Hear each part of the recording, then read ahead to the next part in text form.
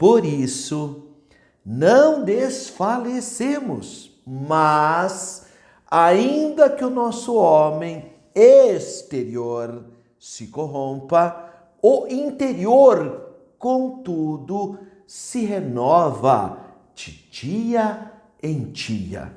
2 Coríntios, capítulo 4, versículo 16.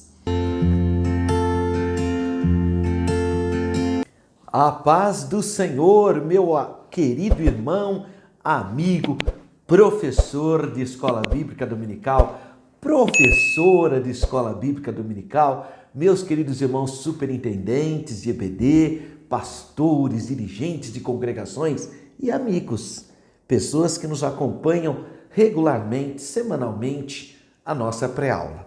Estamos na aula de número 10 e o tema é muito bonito. Olha só, a renovação cotidiana do homem interior. 3 de setembro de 2023. Nosso texto áureo. Por isso, não desfalecemos, mas, ainda que o nosso homem exterior se corrompa, o interior, contudo, se renova de dia em dia. 2 Coríntios, capítulo 4, versículo 16. Verdade prática, por instrumentalidade do Espírito Santo, a terceira pessoa da unidade divina, o Espírito Santo, Senhor e guia da igreja, por instrumentalidade do Espírito Santo, os salvos experimentam a renovação interior em meio às adversidades externas. A leitura bíblica em classe está na segunda carta do apóstolo Paulo, no capítulo 4, entre os versículos 11 a 18. Você, professor, você que vai ministrar essa aula importante, ler então leia todo o capítulo 4, né, irmão, de 2 Coríntios, vai fazer bem para o seu preparo, a sua capacitação.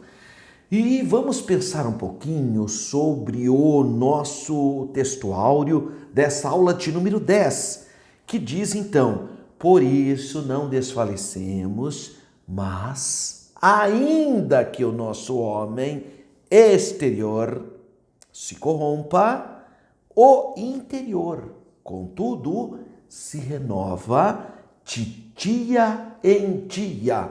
2 Coríntios, capítulo 4, versículo de número 16. Bom, o contexto desse texto áureo, ele começa no capítulo 4, depois do versículo 16, vai até o 18, entra no capítulo 5, versículos 1 até o 10. Então, esse é todo o contexto do nosso texto áureo. O que o apóstolo Paulo está nos ensinando?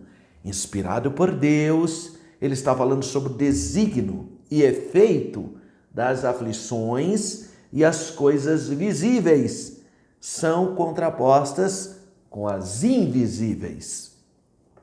E ele inicia, então, o texto áureo de 2 Coríntios, capítulo 4, versículo 16, com as seguintes palavras: por isso, não desfalecemos.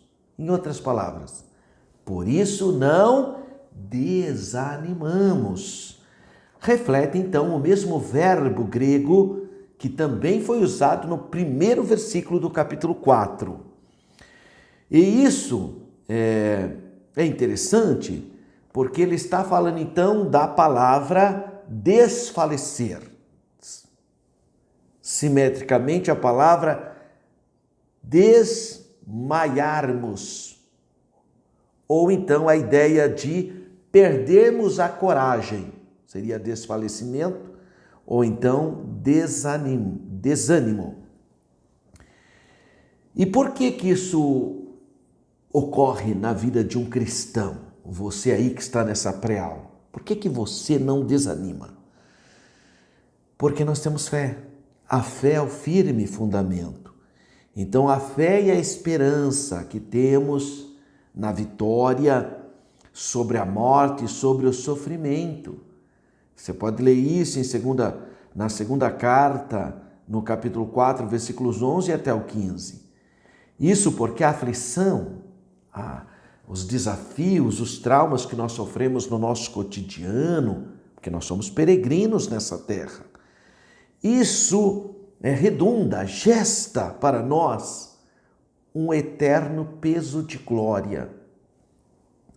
E nós vemos aqui claramente que a verdadeira felicidade, a verdadeira coragem, que não pode depender de circunstâncias externas da vida mortal.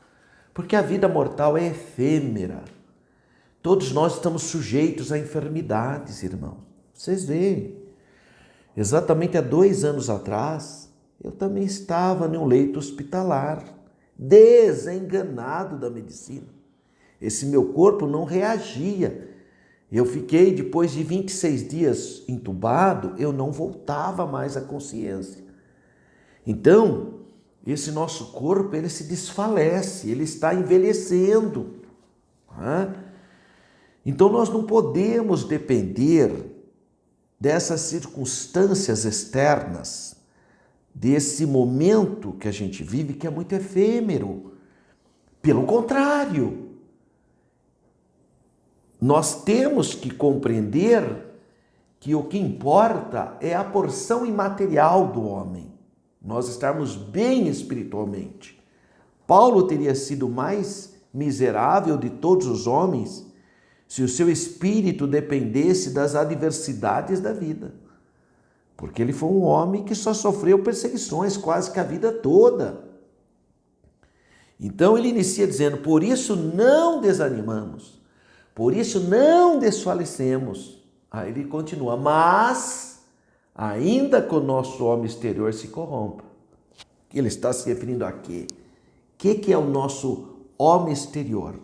O tabernáculo humano é o nosso templo, indica o homem físico, o homem em seu estado mortal, o nosso organismo físico, biológico. Aqui, entretanto, o apóstolo Paulo contrasta o corpo mortal da carne com aquela porção do homem que é espiritual e, portanto, eterna, espírito e alma. Então, você tem o homem exterior, que é o corpo, e o homem interior, que é o espírito e a alma. E aí ele usa a expressão, se corrompa. Então, a corrupção aqui, porque quando se fala em corrupção no Brasil, a gente já pensa bobagem, né, irmão? Fala corrupção no Brasil, você já vê aquele homem escondendo dinheiro no bolso, até nas roupas íntimas, malas de dinheiro. Meu Deus do céu, fala em corrupção, a gente já pensa em gente desviando dinheiro público, que é uma corrupção, sem dúvida. Mas a corrupção que ele está se referindo aqui é o nosso corpo que está se envelhecendo, que está sujeito à doença, é esse tipo de corrupção, tá? Não é desvio de dinheiro público, tá? Não tem nada a ver com isso. Então ele usa a expressão se corrompa. Se você der uma olhadinha no grego, o tempo original grego aqui é presente progressivo. Seria a tradução correta, vai-se ainda, assim, mas ainda que o nosso homem exterior vai se corrompendo, porque é isso que acontece. Pega uma foto sua daqui de 2 anos atrás para você ver. Dá uma olhada lá, irmão. Você vai ver, irmãzinha, pega lá para você ver uma foto aí da festa do círculo de oração de 2 anos atrás para você ver a diferença. Às vezes eu acho tão engraçado que eu chego em certos locais, faz tempo que eu não vou, aí eu vejo aquele irmão e falo, meu Deus, como esse irmão se envelheceu, Jesus. Aí vê a outra irmãzinha entrando lá, meu Deus, aquela irmã, né? Mas acontece, irmão, que eles também estão tendo o mesmo pensamento em relação a mim. Eles devem estar olhando para o púlpito e falam, meu Deus, está olhando lá para o púlpito, né? Eu estou sentado lá, meu Deus, o professor Alberto, que situação, como envelhecer. É a mesma coisa, irmão, eu não sei por que a gente acha que o envelhecimento só é dos outros. Nós estamos envelhecendo. Essa é a ideia do corromper, está se corrompendo. O corpo não pode resistir ao ataque do tempo. Não tem jeito, irmão. O tempo vai passando para todo mundo. E também as enfermidades físicas debilitam o corpo. Isso quando não deixa sequelas. O corpo físico está sujeito à morte, bem como a sua dissolução. Podemos comparar essa ideia de decadência com o que o apóstolo Paulo faz no 7º versículo do capítulo 4, que é a ideia de vasos de barro. Então é a analogia do apóstolo. E a parte B do versículo ele fecha dizendo: o interior, contudo. Ele falou primeiro da questão externa, que é o corpo que está nesse processo de contínua corrupção, no sentido de temporal. Mas aí ele fecha dizendo o interior, ou seja, espírito e alma, contudo, se renova de dia em dia. Então, ele está dizendo o seguinte, que o homem interior, né, se renova no seu cotidiano. Então, a porção imaterial da natureza humana está aqui em foco. A porção imaterial, naturalmente, é aquela parte do homem regenerado, no sentido bíblico, né? Ele está falando de quem nasceu de novo. Quem nasceu de novo, coitado, né? O corpo é aquela porção tão facilmente utilizada pelos impulsos da natureza carnal, que está maculada pelo pecado. Já a alma se refere à sede das emoções, ou seja, à natureza interior. O homem interior é comparado aqui com o homem redimido, sujeito ao poder transformador do Espírito Santo.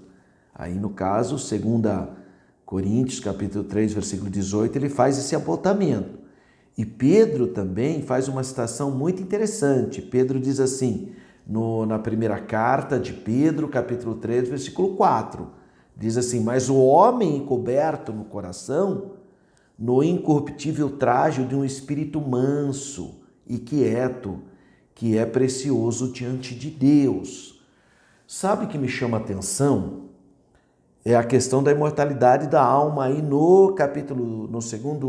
na segunda carta do apóstolo Paulo aos Coríntios, capítulo 5. Do versículo 1 ao versículo 10, ele fala da incorruptibilidade, da imortalidade da alma, porque ele fala: se o nosso corpo desse tabernáculo exterior se desfizer, nós temos de Deus, tá vendo? Então, quando o corpo morre, tem ainda a alma e o espírito. A alma e o espírito. E Paulo, escrevendo a sua segunda carta aos Coríntios, capítulo 4, ele fala explicitamente que enquanto estamos nesse corpo, estamos ausentes do Senhor. Mas nós desejamos deixar esse corpo e estar com o Senhor. Então, o que é morte, então? Morte é thanatos. Thanatos é a palavrinha grega para separação. Então, o que acontece na hora da morte? O espírito e a alma se separam do corpo. O corpo vai virar pó, mas o espírito e a alma conscientemente. Por que é consciente? Porque Paulo fala que estar com Cristo é muito melhor. Mas é muito melhor porque a alma tem consciência após a morte. Eu sei que tem grupos de irmãos tementes a Deus, mas que tem uma leitura equivocada a respeito da alma. Ele acha que quando o corpo dorme, porque quem dorme é o corpo, ele acha que a alma está dormente. A alma não dorme, irmão. Quem dorme é o corpo. Então, por exemplo, quando Jesus fala Lázaro dorme, ele está se referindo ao corpo de Lázaro. Mas ele vai ressuscitar o corpo. Então ele fala, Lázaro sai para fora, porque a alma retornou no corpo. Então, a alma e o espírito, eles não dormem, eles são plenamente conscientes. Porque é a sede das emoções. Quando a alma se separa do corpo, aí o corpo fica inconsciente, porque o corpo depende da alma para ter ânimos. E quando ele morre, separa, o corpo volta ao pó. Mas a alma e o espírito têm consciência. É por isso que os cristãos primitivos enfrentavam martírio. Aquela situação era situação de tanta precariedade que aqueles irmãos nem fugiam mais. Eles enfrentavam o martírio. Tem famílias inteiras no Coliseu de Roma que se abraçam e dizem entre eles até logo. Porque eles sabiam que a hora que aquelas feras matassem, despedaçassem o corpo, a alma estaria na presença do Senhor Jesus em família, porque era a família que estava sendo martirizada. Então, o pensamento da vida após morte está muito presente no início da igreja primitiva e a prova disso é o martírio. O martírio é a maior prova de que eles criam na vida após a morte. Portanto, a ideia da imortalidade da alma é bíblica. O que não é bíblico é a crença que não crê na imortalidade da alma. É isso que não é bíblico. Quem que cria assim? Os saduceus. Os saduceus não criam na ressurreição. O saduceu não cria. O saduceu morreu, acabou. Os saduceus que era assim. Mas os fariseus, que diziam ser discípulos de Moisés, que era a maioria do judaísmo, criam em uma vida após morte. Quem não cria era os saduceus. Tanto é que eles foram lá interrogar Jesus. Não lembra da história dele? Inventaram uma história comprida da lei do levirato.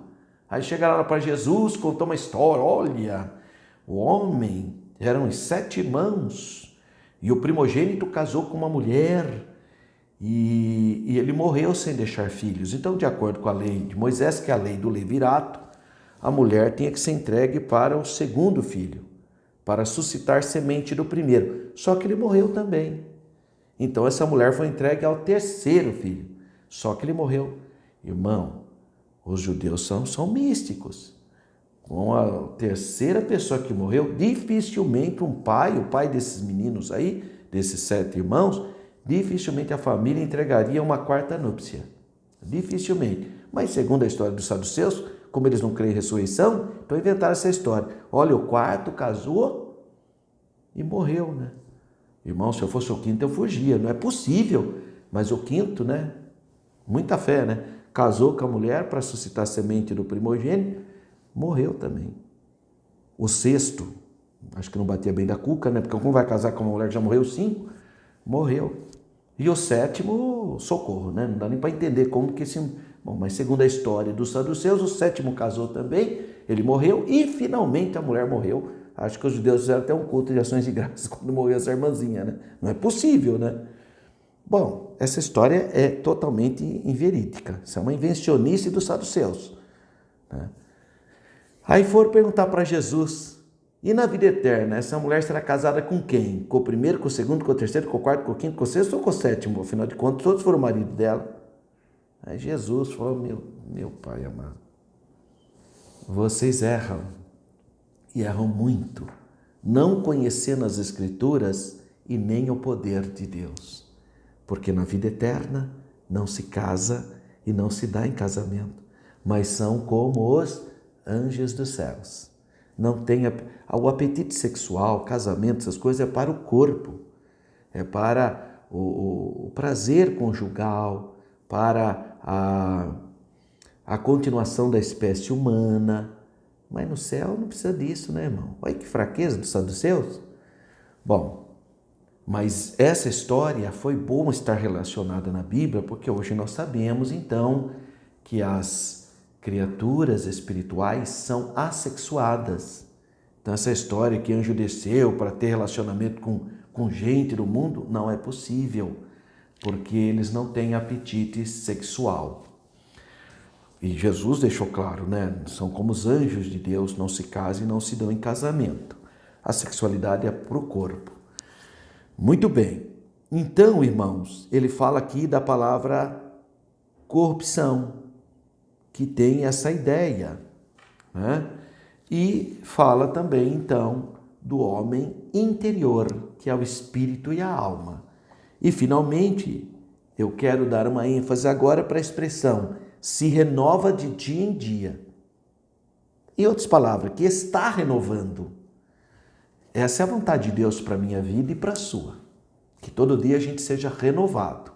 É um processo contínuo, ao mesmo tempo que o processo oposto da decadência, que é enquanto o corpo está se envelhecendo, a alma e o espírito está se renovando, rejuvenescendo. Estamos sempre e continuamente sendo transformados segundo a imagem de Cristo. Quem faz isso? O Espírito Santo. Assim a carne vai decaindo, mas o espírito se vai expandindo em uma vida plena, graças a Deus.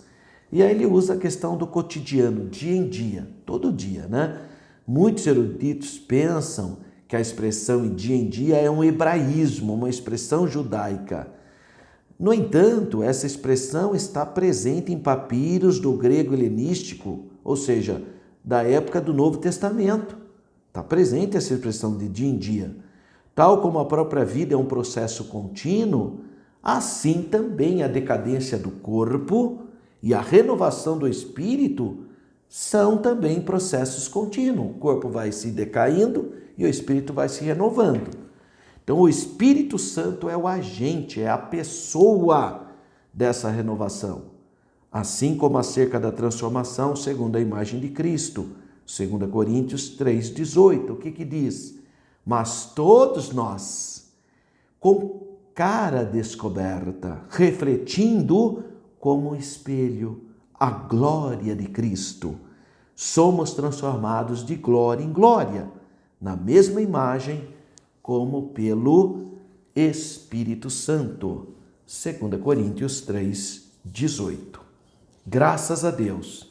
Então, meus irmãos, é um comentário do texto áureo muito bonito, muito animador.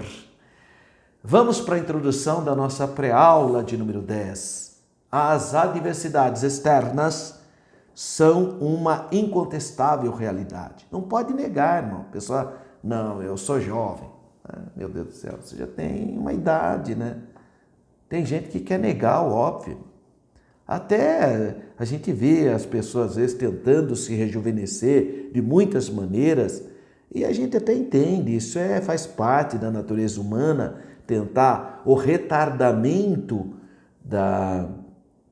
do envelhecimento.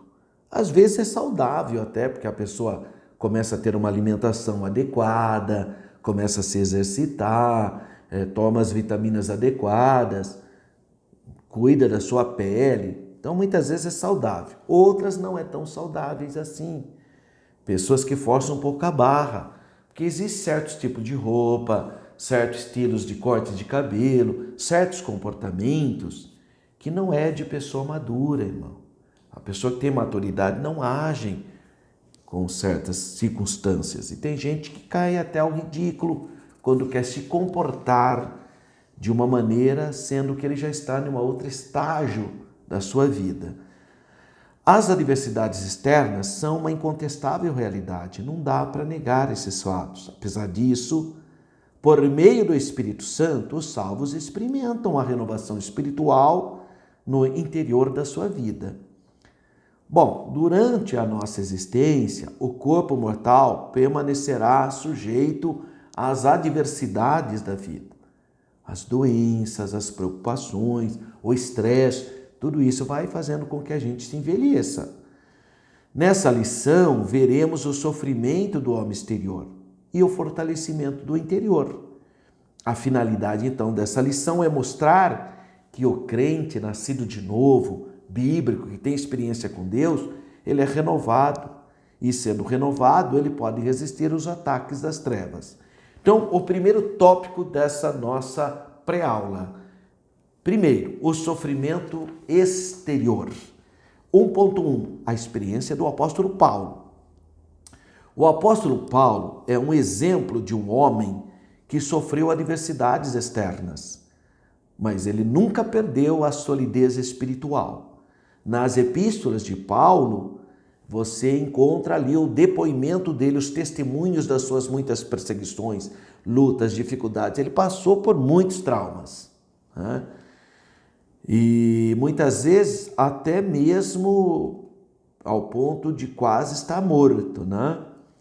Mas também apesar de a gente ler sobre suas prisões, açoites, apedrejamento, perseguições, fadiga, fome, sofrimento, nudez, Paulo sintetiza todas as suas adversidades, e são adversidades da nossa jornada da fé, com as seguintes palavras, segunda carta de Paulo a Timóteo, capítulo 13, versículo 12, e também todos os que piamente querem viver em Cristo Jesus padecerão perseguições. Por isso, o texto bíblico diz que o tesouro do Evangelho está guardado em vaso de barro. Isso é uma declaração de que somos feitos do pó da terra. Ou seja, somos mortais. E por isso, como seres humanos, temos as nossas fragilidades. Nesse aspecto, o homem exterior padece e sofre ataques por causa da cruz de Cristo. 1.2, o exemplo do apóstolo Paulo. Paulo sofreu muito, irmãos, vocês sabem. Pode ler os evangelhos, as suas epístolas. Mesmo diante do sofrimento, o apóstolo não retrocedeu nem 1 milímetro. Suas provações forjaram ainda mais confiança. Ele reconhece que suas fraquezas são instrumento do poder divino. Sua vida estava, então, edificada em Jesus, no Mestre. Cônscio, então, da sua chamada, da sua vocação, aquela chama que ardia no seu coração, ele declara: por isso não desfalecemos, ainda que o nosso homem exterior se corrompa. Nesse aspecto, o legado do apóstolo Paulo é da perseverança. Embora o homem exterior seja consumido pelas tribulações, o salvo não desanima, nem recua, não volta para trás. Acerca disso, o Senhor Jesus nos assegurou: no mundo tereis aflições, mas tende bom ânimo, eu venci o mundo. João 16:33. E 1.3, a esperança do cristão, a esperança de quem crê em Deus, a esperança de quem nasceu de novo em Jesus. Na Bíblia, o contraste entre as aflições do homem e o poder de Deus estão assim representadas. Atribulados, mas não desanimados. B, perplexos, mas não desanimados. C, perseguidos, mas não desamparados. E D, abatidos, mas não destruídos. 2 Coríntios, capítulo 4, versículo 9. Então, o que esse texto nos ensina? Ensina que, embora o nosso corpo esteja sujeito ao pecado, sujeito ao sofrimento, sujeito às enfermidades, sujeito a estresse, Deus sempre provê um meio de escape. Glória a Deus! Nosso Senhor Jesus obteve êxito sobre a morte e, do mesmo modo, temos esperança da vitória e da vida eterna. Portanto, como cristãos, como crentes no Senhor Jesus, nascidos de novo, não podemos deixar de aguardar a bem-aventurada esperança que é o Senhor Jesus. E aí, na última aula eu citei um versículo errado, Eu citei 2 Coríntios, mas é Filipenses capítulo 3. Filipenses capítulo 3 tem uma mensagem animadora para os nossos corações. Olha que coisa linda! Filipenses capítulo 3, versículo 20 e 21. Mas a nossa cidade está nos céus, donde também esperamos o Salvador, o Senhor Jesus Cristo. Portanto, você tem esperança celestial, irmão. É verdade que Jesus vai implantar o seu reino na terra, mas é um reino que dura apenas 1000 anos. Apenas, Um reino de 1000 anos. Mas a nossa esperança está no céu. Está aqui, mas a nossa cidade está nos céus, donde também esperamos o Salvador, o Senhor Jesus Cristo. Olha o que vai acontecer, que transformará o nosso corpo abatido para ser conforme o seu corpo glorioso, segundo o seu eficaz poder de sujeitar também a si todas as coisas. E aqui em Tessalonicenses, capítulo 4, muito conhecido pelos cristãos bíblicos, não para os cristãos que querem seguir uma tradição humana, mas para quem lê a Bíblia e acolhe a Bíblia, Paulo fala algo tremendo aqui no capítulo 4, versículo 16. Porque o mesmo Senhor descerá do céu com alarido, e com voz de arcanjo, e com a trombeta de Deus, e os que morreram em Cristo ressuscitarão primeiro.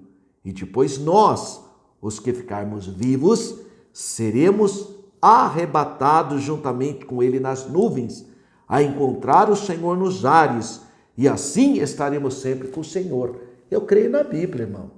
Não adianta teólogo, filósofo, arqueólogo,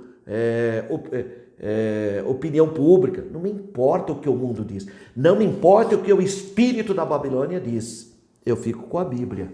Porque o mesmo Senhor descerá do céu com alarido, e com voz de arcanjo, e com trombeta de Deus, e os que morreram em Cristo ressuscitarão primeiro. Depois nós quem? Os que ficarmos vivos.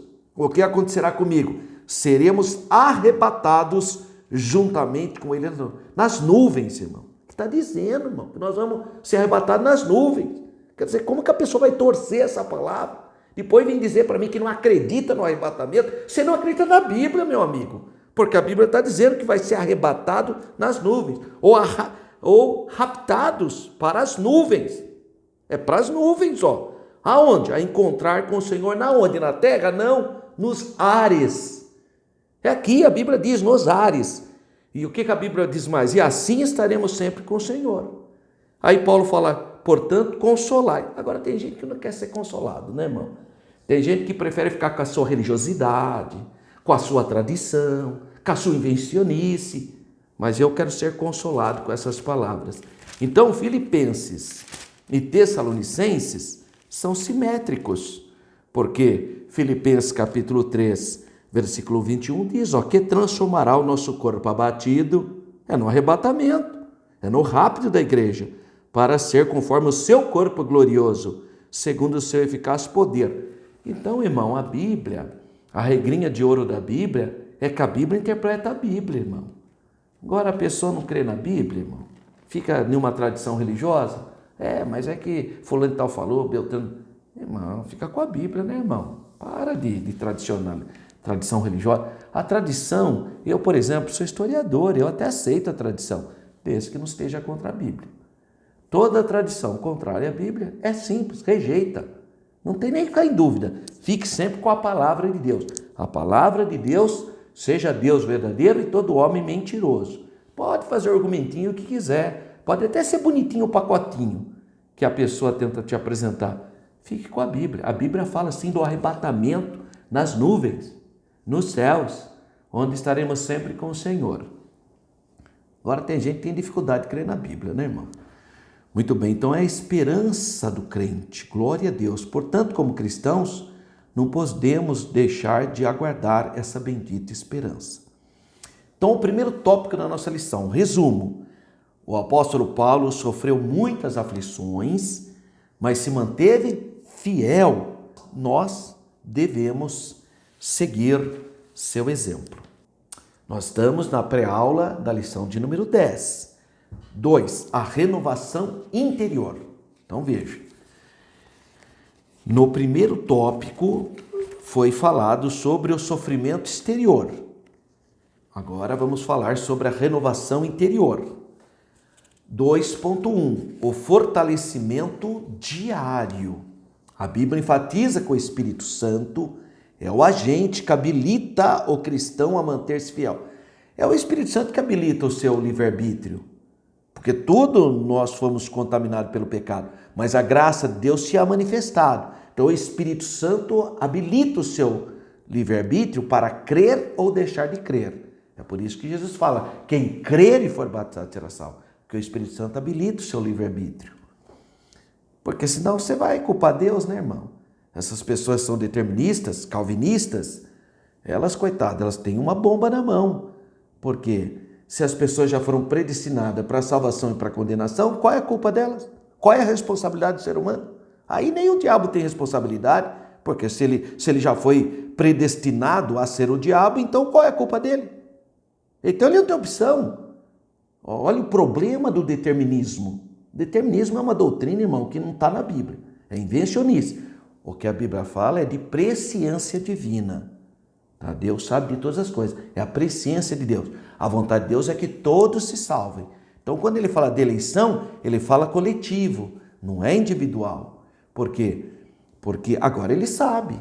Por exemplo, ele sabia que o faraó ia endurecer o coração. Ele já sabia. Ele fala para Moisés, eu vou te enviar faraó, mas ele não vai deixar. Porque ele já sabia que o faraó tinha o coração endurecido. Isso chama presciência. Não é que ele determinou. Ah, mas Deus não fala que vai endurecer o coração. Sim, porque já estava endurecido. Irmão, eu já dei esse exemplo. É igual o barro. O barro, irmão, quando o fogo chega perto do barro, ele endurece. E a cera? Amolece. Então o fogo é Deus. Agora o coração pode ser de barro ou de cera. Se for de cera, ele vai amolecer frente à glória de Deus. Se for de barro, vai endurecer. O coração do faraó era de barro. Então por isso que endurece. Endurece mesmo. A glória de Deus chega ali e endurece. Então o fortalecimento diário. Assim, apesar das fraquezas e do sofrimento exterior, nosso interior, contudo, se renova. É a palavra de Deus. Você pode ser uma pessoa cheia do Espírito Santo. Pode até estar doente, mas o interior está animado. Do ponto de vista das disciplinas espirituais práticas, esse renovo ocorre por meio da santificação pessoal, da fidelidade, reverência, oração, jejum, temor de Deus. São coisas que você pode fazer. Portanto, não vamos permitir que a aflição nos desanime, as lutas, os desafios, mas vamos nos renovar. Leia a Bíblia, irmão, todo dia.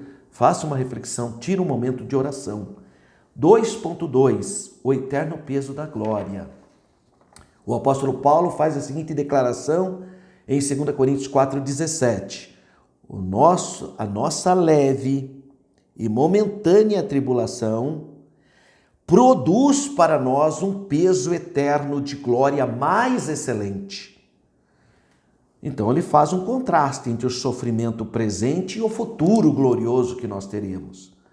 O apóstolo então ensina que, se comparado o peso da glória, que é eterna, a tribulação é leve e momentânea e passageira. O que Deus tem preparado para você é tão grande que o que você está passando agora é fichinha, irmão.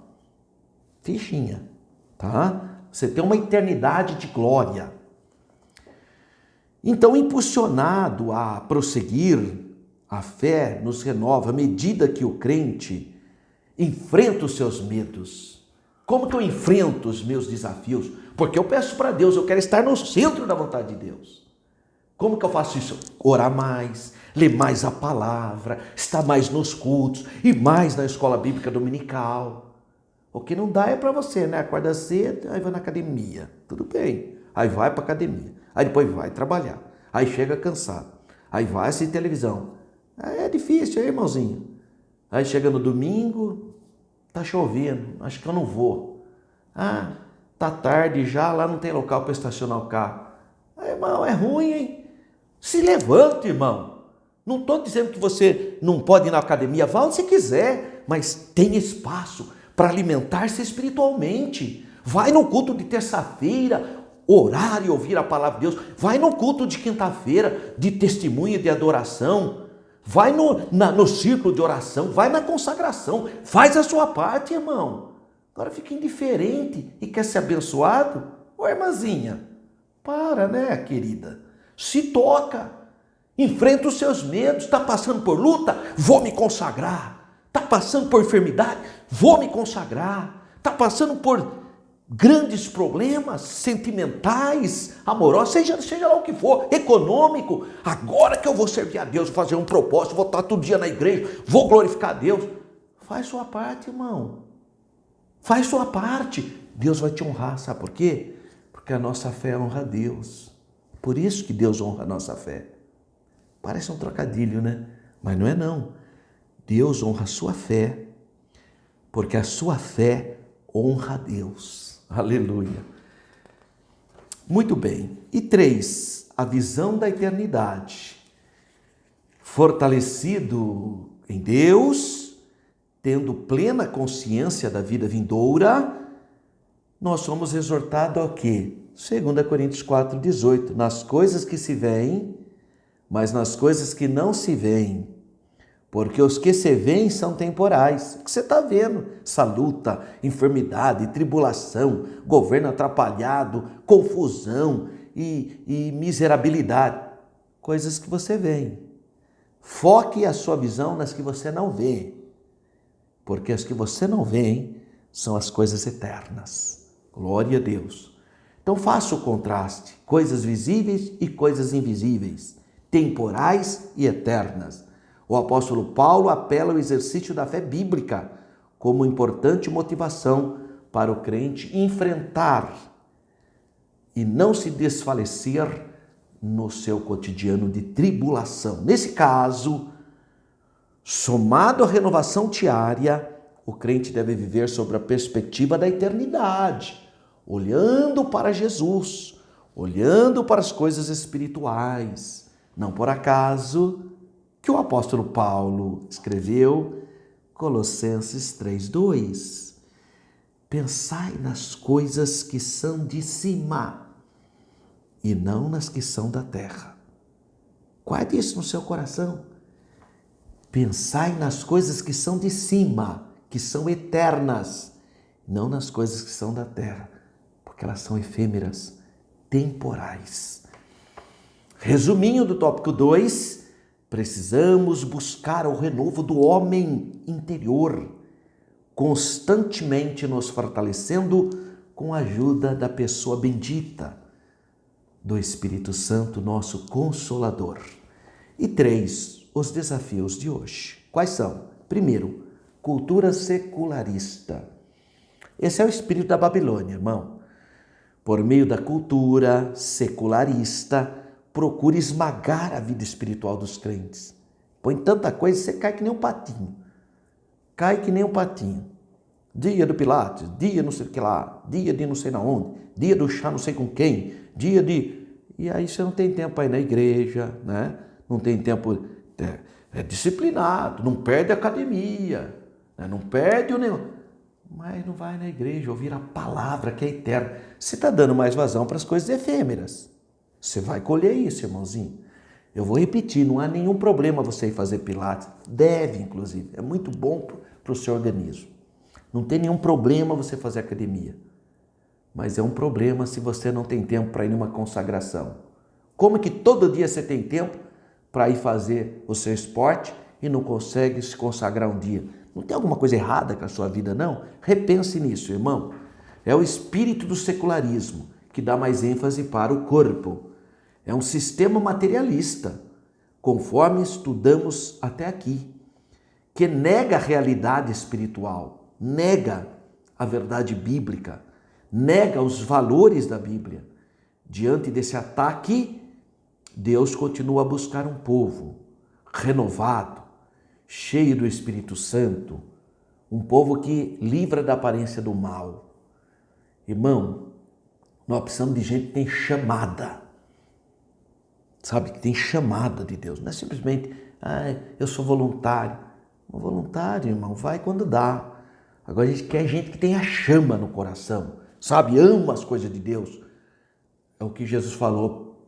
Primeiro o reino de Deus e a sua justiça. E as outras coisas vos será acrescentado. Não inverte não, irmão. Não inverte que você vai ter problema. 3.2. Relativismo doutrinário. Outro problema. Outro ataque que procura matar a nossa vida espiritual é o processo de desconstrução dos fundamentos da fé. Doutrina bíblica, insubstituível. Não podemos tolerar a relativização doutrinária.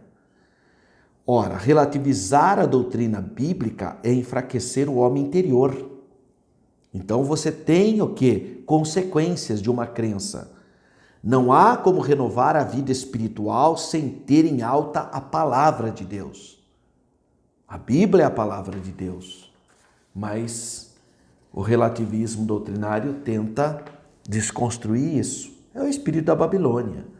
Não se pode fazer uma releitura seletiva da Bíblia, só pegar aquilo que te agrada. O relativismo, aliado à ideologia secularista, impõe o que deve ser considerado como ideal. Assim, o pecado é aceito e tolerado. Fica normal. A pessoa vive uma vida toda atrapalhada, acha que é normal. Porém, o crente renovado deve reagir contra essa inversão de valores, resistir ao espírito da Babilônia e batalhar pela fé que uma vez foi dada aos santos. Judas 1,3. Você sabia que 1/3 do Novo Testamento foi escrito para combater a mentira, a falsa doutrina, a heresia? 1/3 do Novo Testamento. E 3.3, batalha espiritual. Todo salvo trava uma batalha espiritual nesse mundo. A Bíblia diz que Satanás é o Deus desse século e que ele tenta cegar o entendimento dos incrédulos. E a Bíblia diz que o mundo jaz no maligno. Então não dá para ser amiguinho do mundo, né, irmãozinho? Olha que fraqueza, irmão. Irmão, que simplicidade. Não, veja bem. Não tem veja bem, irmão. Não vos conformeis com esse mundo. Não tome forma do mundo, irmãozinho. Tá? A Bíblia diz claramente isso. O que a nossa declaração de fé aponta? Ela realça que foi com engano que começou as atividades contra o homem. Que Satanás começou suas atividades contra o homem através da engano. Ele enganou. Ali a ideia é ilusionismo. Ele usou de ilusionismo para enganar Adão, que era mais racional. Né? E é com essa arma que Satanás e seus agentes tentam seduzir eu e você para o mundo, dizendo que o mundo é maravilhoso. Tem gente que nem quer mais para o céu, irmão, quer morar na terra, só quer comer melancia gigante, brincar com urso panda para baixo e para cima. Isso é coisa da terra, irmão, isso é coisa do corpo. O corpo ama a terra porque ele é do pó da terra, mas a nossa cidade está no céu, irmão. Por isso a Bíblia alerta que a nossa luta não é contra o homem. Cuidado, tem muita gente que fica lutando contra pessoas. As pessoas não são nossos inimigos. Não, mas aquela mulher é usada por Satanás. Bom, mas então a sua luta é contra Satanás, não contra o instrumento que ele usa, né? Tá? Se ele está usando instrumentos humanos, você tem que lembrar que os instrumentos que as pessoas são carentes da misericórdia de Deus. Porque a pessoa sem Jesus é assim mesmo. Então, cuidado para você não errar o alvo. A sua luta não é contra pessoas. A sua luta é contra as potestades espirituais da maldade, nos lugares celestiais. Então, tenha discernimento, né, irmão? Vai começar a lutar contra a pessoa? Tem gente que é assim, sai falando mal do outro, desconstruindo. Não, irmão, se aquela pessoa falou mal de você, ela está sendo usada por alguma força espiritual. Então, vamos orar para Deus libertar essa pessoa. E aqui diz mesmo, Efésios 6,18, orando em todo tempo, com toda oração e súplica no Espírito. Olha que conselho lindo. Resuminho do tópico 3. A cultura secularista e o relativismo doutrinário combatem contra a fé cristã. Então nós precisamos nos fortalecer para vencermos as batalhas espirituais. Considerações finais. Durante a existência desse nosso corpo mortal, nosso homem exterior estará sujeito a tribulações dessa vida. Jesus falou, no mundo tereis aflições. Apesar do padecimento, apesar dos pesares, apesar das aflições, nosso homem interior, espírito e alma não deve desfalecer, mas se renovar por meio do poder do Espírito Santo. Assim, os sofrimentos desse tempo presente, a luta que você está passando, meu irmão, minha irmã, não pode ser comparados com o peso de glória eterno reservado para mim e para você que crê no poderoso nome do Senhor Jesus e que teve os seus pecados apagados, lavados, santificados pelo santo sangue do Cordeiro de Deus que tira o pecado da humanidade, nosso Senhor e Salvador Jesus Cristo, o Filho do Deus vivo. Por isso, no tempo presente de ataques, de desconstrução de fé cristã, necessitamos de renovação no nosso interior, no dia a dia, para enfrentar o pecado e o poder do mal. Sabe o que eu lembrei agora? Quando Deus falou com Josué. O que Deus falou para Josué, conforme Josué, capítulo 1, versículo 9. Olha só o que o Senhor disse para o seu servo Josué. Moisés tinha morrido, era natural que iriam comparar um líder com o outro, tinham perdido a sua referência e Jericó estava do outro lado do Jordão, os inimigos. Vamos iniciar a conquista. Que friozinho na barriga! Mas olha o que Deus fala aqui para Josué, capítulo 1, versículo 9. Não te mandei eu? É muito bonito isso, né? Não te mandei eu? Esforça-te, tem bom ânimo, não pasme, não te espantes, porque o Senhor teu Deus é contigo, por onde quer que andares. Que Deus continue abençoando sua vida, que você tenha uma aula abençoadíssima. Fique na paz do Senhor.